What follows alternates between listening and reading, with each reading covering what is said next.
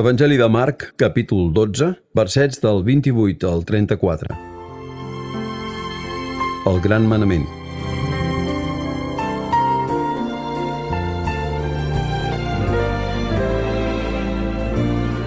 Llavors va venir un escriba que havia seguit aquesta discussió i veient que Jesús se n'havia sortit també li va preguntar: «Quin és el primer manament de tots?»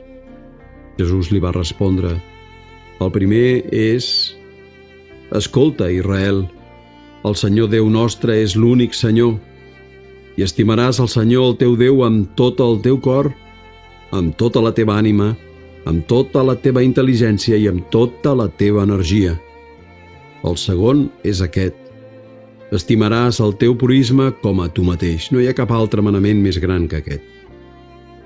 L'escriba replicà: «Molt bé, mestre, tens raó quan dius: Déu és l'únic i no n'hi ha cap més fora d'ell.